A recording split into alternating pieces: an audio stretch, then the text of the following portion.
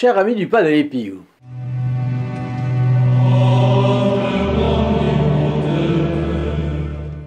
qui nous dit que le Padre Pio n'est pas allé à Lisieux?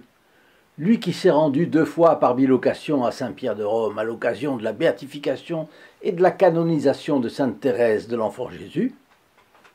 Eh bien, je reviens justement d'un bref pèlerinage à Lisieux.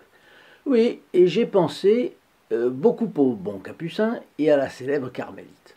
J'ai fait quelques photos et j'ai pensé vous les partager. Vous le savez, les 5 endroits principaux de Lisieux sont la cathédrale Saint-Pierre, l'un des plus anciens monuments gothiques de Normandie, cathédrale de toute beauté, où Thérèse communiait. Les Buissonnets, où Sainte Thérèse a vécu depuis l'âge de 5 ans à son entrée au Carmel.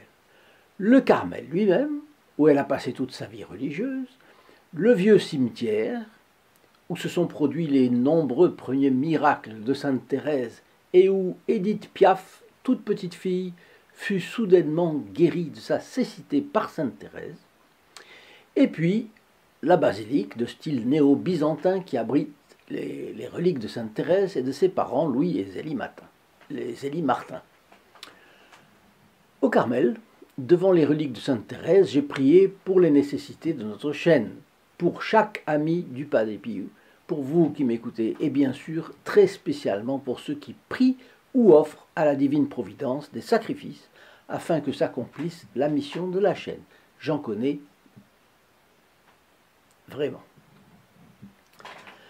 Dans le bas-côté droit de la chapelle et perpendiculairement à celle-ci se trouve un grand reposoir avec au centre une châsse contenant certains restes mortels de Sainte Thérèse de l'Enfant Jésus de la Sainte Face. Et en haut, surplombant la châsse, se trouve l'original de la statue de Notre-Dame du Sourire dont l'histoire est touchante et que je vous raconterai.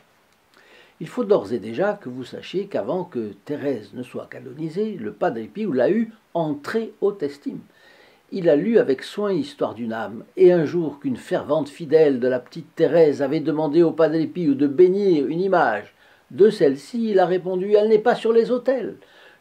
Canoniquement, je ne peux donc pas bénir cette image, mais soyez sûr qu'elle est une grande sainte, une très grande sainte, et vous pouvez la prier. » Le Padre Pio avait vite compris que la petite Thérèse était une très grande. Je vous rappelais qu'il s'est rendu par bilocation à la béatification de Sainte Thérèse et à sa canonisation. Lors de la béatification, le 29 avril 1923, Monseigneur Thomas Comache, mort en 1940, archevêque de Salto en Uruguay, a vu le Padre Pio, son ami, dans la basilique Saint-Pierre de Rome. Monseigneur Camache s'est approché de son ami et quand il allait lui parler, plusieurs fois le bon Padre Pio disparaissait discrètement. À l'occasion de la canonisation de Sainte Thérèse, cette fois, le 17 mai 1925, c'est Saint Luigi Orione, mort aussi en 1940 d'ailleurs, canonisé en 2004, ami de Saint Jean Bosco et ami du Padre Pio, qui a vu celui-ci à la cérémonie de canonisation dans Saint-Pierre. Et là encore, chaque fois qu'il essayait de lui parler, le Padre Pio se volatilisait presque au dernier moment. Je suspends un instant le fil de notre entretien pour vous dire que nous avons imprimé un petit stock supplémentaire de photos du Padre Pio. Si vous ne l'avez pas ou si quelqu'un de votre entourage n'en a pas, c'est le moment de vous la procurer. Vous pouvez nous la demander par email, elle vous sera envoyée gratuitement et franco de port pour la France et les dom-toms. Et si vous n'êtes pas à l'aise avec le mail, vous pouvez aussi nous la demander par téléphone gratuit. Je vous ai tout laissé ci-dessous dans la description. Vous pouvez aussi me rendre visite sous le lien st-padre-pio.fr. Alors il y a plusieurs demeures dans la maison du Père. La voie du Padre Pio a été celle des dons extraordinaires. La vie de Sainte Thérèse semble tout ce qu'il y a de plus ordinaire au contraire, et jusqu'à sa mort, personne ne connaissait rien d'elle. Mais est-elle si ordinaire? Elle a vécu d'amour dans l'aridité, sauf quelques exceptions dont nous allons parler. Elle est morte dans une extase, c'est vrai, mais après 2 années de la plus profonde nuit de la foi. Morte à 24 ans, elle avait accompli sa mission de docteur de l'Église. Docteur, parce qu'elle a enseigné dans ses écrits la voie future pour les âmes qui se sentent petites, dès à présent. Vous vous sentez petit, sans don notable, sans force? Sainte Thérèse a écrit pour vous. Alors nous sommes au Buissonnet. C'est le nom de la maison de M. Martin et de ses 5 filles, à une vingtaine de minutes à pied de la cathédrale. Les Buissonnets se présentent comme une maison de bonne tenue. Elle évoque la bienséance, la sérénité, la propreté. Sa façade normande est celle d'une maison de maître simple, en briques roses avec pourtour blanc des portes et des fenêtres, un jardin bien tenu, ni prétentieux, ni mesquin, mais avec même quelques grands arbres. Le soir, Sainte Thérèse et Céline montent au belvédère, la chambre haute que M. Martin utilise pour travailler et d'où la vue porte loin. Là, les 2 sœurs restent à converser pendant des heures. 1 heure chaque soir, parlant des grâces qu'elles reçoivent en lisant un livre qui leur a été prêté en mai 1887. Thérèse a 14 ans. 14. Et l'ouvrage s'appelle « Fin du monde présent et mystère de la vie future » du père Arminjon. C'est l'ouvrage qui a le plus influencé Thérèse avant d'entrer au Carmel. Et voici ce qu'en dit Thérèse elle-même. « Je ne sais si je me trompe, mais il me semble que l'épanchement de nos âmes, Céline et elle, ressemblait à celui de sainte Monique avec son fils, saint Augustin, lorsqu'au port d'Ostie, il restait perdu dans l'extase, à la vue des merveilles du Créateur. Il me semble que nous recevions des grâces d'un ordre aussi élevé que celles accordées aux grands saints. » Monseigneur Combes, qui fut le spécialiste des écrits de Thérèse, eh bien, c'est grâce à lui que l'on a l'intégrale des écrits de la Sainte de Lisieux. Et Céline, il a parlé avec Céline, et qui était au couvent quand il lui a parlé. Céline a fait état des précieuses confidences à Monseigneur Combes sur ce qu'elle a appelé les entretiens du belvédère. Autrement dit, les conversations des 2 sœurs aux environs de la Pentecôte 1887. Ces conversations au belvédère, dit-elle, m'ont laissé un souvenir si profond, si net, que je me les rappelle comme si c'était hier. Ce que Thérèse en a écrit dans l'histoire d'une âme, non seulement ne paraît pas exagéré, mais semble plutôt au-dessous de la vérité. Les mêmes grâces que les plus grands saints, au-dessous de la vérité. Nous avons vécu vraiment des heures de consolation céleste. Alors nous quittions en quelque sorte la terre pour la vie éternelle. Comme l'a écrit Thérèse, la foi et l'espérance disparaissaient, c'était la possession de Dieu dans l'amour, ce qui caractérise d'ailleurs des grâces d'une sublime élévation. La foi et l'espérance sont dispensées, et c'est l'amour qui prend toute la place.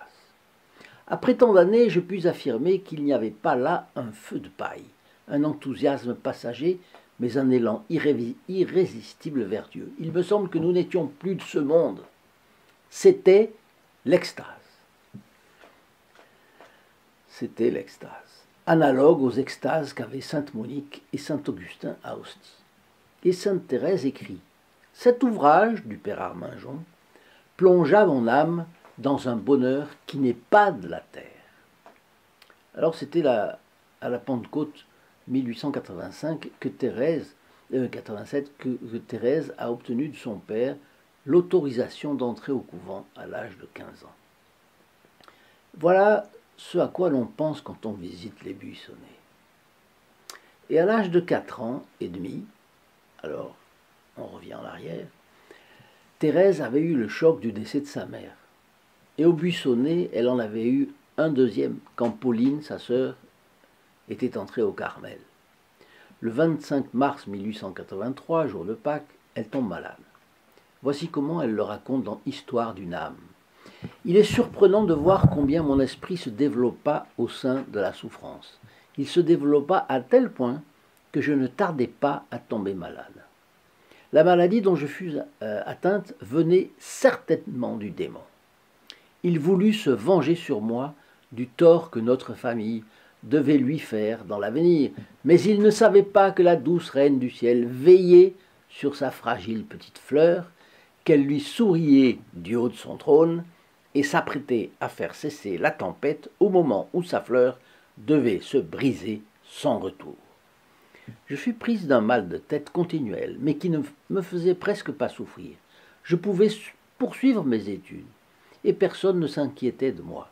Ceci dura jusqu'à la fête de Pâques de 1883. Elle parle du jour où la maladie s'est déclenchée, et puis après elle continue, disant « Le lendemain, son oncle alla trouver le docteur Nota, qui jugea, comme lui, que j'avais une maladie très grave, et dont jamais une enfant si jeune n'avait été atteinte. Mais cette maladie n'était pas pour que je meure, elle était plutôt comme celle de Lazare, afin que Dieu soit glorifié. Il le fut en effet, par la résignation admirable de mon pauvre petit père, qui crut que sa petite fille allait devenir folle, ou bien qu'elle allait mourir. Durant cette maladie, qui dure 47 jours, elle mange peu, dort mal, elle est affligée d'un grand état de faiblesse. Elle garde toute sa lucidité, cependant, ce qui, pour les médecins, exclut le diagnostic de trouble mental. Mais impossible de savoir ce qu'elle a. Et c'est pourquoi on parle d'étrange maladie. Dans la chambre de la malade, on a placé la statue de Notre-Dame, maintenant appelée du Sourire. 3 des sœurs de Thérèse sont à genoux devant elle et la prient. Thérèse se tourne vers la statue et demande à Notre-Dame sa délivrance. Là, elle est subitement guérie. C'est le 13 mai 1883. Sainte Thérèse a attribué sa maladie à l'action du diable et sa délivrance à l'action de Notre-Dame. Quand plus tard Marie l'a pressée, Marie, sa sœur, l'a pressée de raconter l'événement en lui parlant de la grande grâce de guérison qu'elle avait reçue à travers cette statue de la Sainte Vierge, qui lui avait vraiment donné l'impression que la Vierge lui avait souri, Sainte Thérèse a corrigé en disant non. C'était elle-même. La Sainte Vierge s'est avancée vers moi et m'a souri. La courte vie de Sainte Thérèse a été marquée par ces 2 ou 3 grâces ou séries de grâces extraordinaires. N'oublions pas qu'elle a donné sa petite voix pour tout le monde. Donc, pour elle, c'était une grande voix, mais elle était la pédagogue de la petite voix pour tout le monde. Sa vie et sa doctrine ont un message. Être saint n'est pas le privilège de quelques grands saints, comme tous ceux que nous connaissons dans l'Église, qui avaient grande personnalité, force d'âme, grâce phénoménale. Saint Bernard, Saint Augustin, Saint Ignace. Non, à partir de Sainte Thérèse, toute petite âme peut, en suivant sa voie, atteindre la sainteté. C'est le chemin ouvert pour les générations qui viennent. Et comment Sainte Thérèse a-t-elle été présentée au monde? Depuis qu'elle était orpheline de Zélie Martin, à l'âge de 4 ans et demi, elle était devenue hypersensible, et on le comprend. Mais les athées qui considéraient la religion catholique comme une drogue pour le peuple, afin de l'exploiter, ont trouvé dans la maladie de Sainte Thérèse le prétexte, vous allez voir, c'est diabolique, de la dénigrer dans le public. De nombreux secteurs du public ont été influencés par un bruit qui a commencé à courir, selon lequel elle était une religieuse à la psychologie maladive, plus ou moins déséquilibrée, souffreteuse, d'ailleurs morte de tuberculose. Et jusqu'à il y a 50 ans, plus ou moins, la tuberculose faisait peur, c'était malsain. C'est vraiment ce qui avait tout pour écarter les gens. On racontait même que Sainte Thérèse était névrosée. Dans le public, de proche en proche, influencé par le laïcisme, cela a écarté les gens. Bien. Dans les milieux catholiques pratiquants, c'est différent. Il a été donné le plus possible une représentation sucrée de Thérèse. Comme on dit, mièvre. comme les images sulpiciennes, avec des petits anges aux cheveux blonds et bouclés, des vêtements roses, des mines à l'eau de rose aussi. La religion était donc représentée comme le contraire du combat. Or, sainte Thérèse s'identifie à sainte Jeanne d'Arc. Un ouvrage récent paru sur elle porte le titre évocateur d'éloge d'une guerrière. Elle le fut. Et notre Seigneur ne demande-t-il pas à chacun de combattre d'abord et avant tout contre soi-même? Combattre ses mauvais penchants. Alors cette double caricature était très bien calculée par le diable pour obtenir un double effet. Des voix racontaient cela et on se moquait sous cape de sainte Thérèse dans les milieux laïcards, politiques, économiques, sociaux. Dans les milieux catholiques, le bouche à oreille ou les manières d'être et d'agir tendaient à déformer la personnalité de Thérèse et sa doctrine, parfois même des sermons y ont collaboré. Ce sont deux lentilles déformantes. Dans les milieux sociaux, les meilleurs étaient écartés de sainte Thérèse, car ils n'étaient pas prêts à vénérer une sainte dont la mentalité était probablement malsaine. Et dans les milieux catholiques, beaucoup ont cru qu'il fallait adopter une mentalité doucereuse et sucrée pour suivre la spiritualité de Thérèse et devenir saint. Donc si on était doux, sucré, sans opinion catégorique, alors on était sur le chemin de la sainteté. C'était ce qu'il y avait là derrière. Éloignement d'un côté, déformation de l'autre. Deux caricatures qui ont fait du mal. Le démon sait que la petite Thérèse, comme le Padre Pio, va lui ravir des millions d'âmes. Alors à nous de faire le contraire. Voilà pourquoi je vous ai parlé aujourd'hui du Padre Pio et de sainte Thérèse. Chers amis fidèles du Padre Pio, je vous souhaite une excellente journée et je vous dis à très bientôt. En tout cas, à la prochaine vidéo. Au revoir. In nome del Padre, del Figliolo e dello Spirito Santo, e così sia. Sia lodato Gesù e Maria, e